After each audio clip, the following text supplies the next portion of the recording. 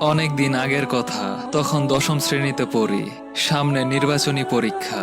স্বাভাবিকভাবে পড়ার চাপ একটু বেশি।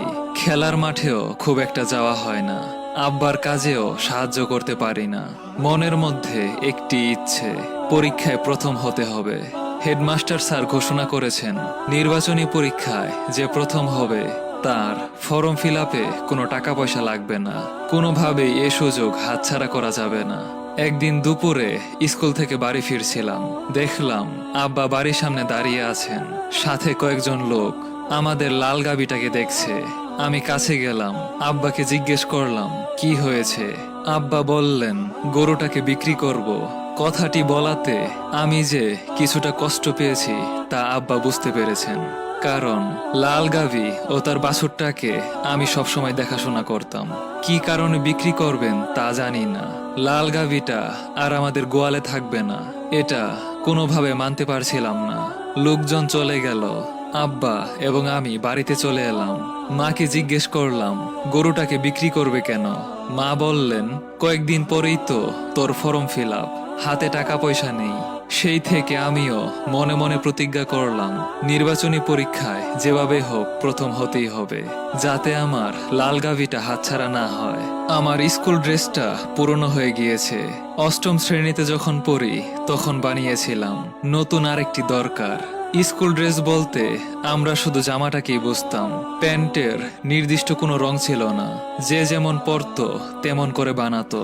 পায়ে কখনো কেডস পরিনি, সাধারণ স্লিপার দিয়ে চালিয়েছি।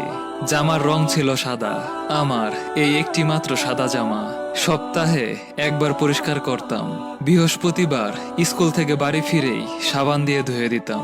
নতুন ড্রেসের কথা মাকে বলতে পারছি না। টুকিটাকি যে আবদার থাকতো তা মায়ের কাছেই বলতাম, বাবার কাছে বলার সাহস নেই। একদিন মায়ের কাছে বললাম আমার ড্রেসটা পুরনো হয়ে গেছে। মা কিছু বললেন না। দুদিন পর আব্বা আমাকে বললেন বাজারে যাবি। আব্বার কথা বুঝতে পারলাম না। কোনো কিছু না বুঝে আব্বার সাথে বাজারে রওনা দিলাম। আমি আব্বার পিছু পিছু হাঁটছি।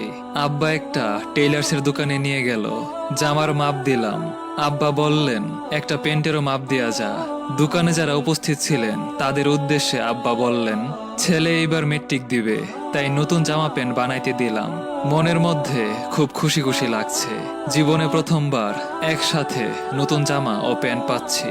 এই আনন্দ রাখি কোথায়। আব্বা একটা ইলিশ মাছ কিনলেন। আমি মাছ নিয়ে বাড়ি যাচ্ছি। আব্বার কি যেন কাজ আছে, তাই একটু পরে আসবেন। মাছের যা ওজন তাতে বাড়ি পর্যন্ত যেতে 3বার হাত বদল করতে হয়েছে। বাড়ি পৌঁছালাম। হঠাৎ গোয়ালের দিকে তাকালাম। লাল গাভী ও বাছুরটা নেই। মাকে ডাকলাম, মা লাল গরুটা কই? মা বললেন ওই লোকেরা নিয়ে গেছে। কথাটি বলতে মায়ের যে কষ্ট হচ্ছে তা আমি বুঝতে পেরেছি। আব্বা লাল গাভীটাকে বিক্রি করে দিলেন, এটা মানতে পারছি না। নতুন জামা প্যান্ট ও ইলিশ মাছের উপর ঘৃণা হচ্ছে আমার। সেদিন রাতে আমি ঘুমাতে পারিনি। বারবার মনে হচ্ছিল ছোট বাছুরটা যেন ডাকছে।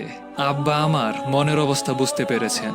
আমাকে ডেকে বললেন লেখাপড়া শেষ করে যখন চাকরি করবি এরকম 10টা গরু তুই কিনতে পারবি।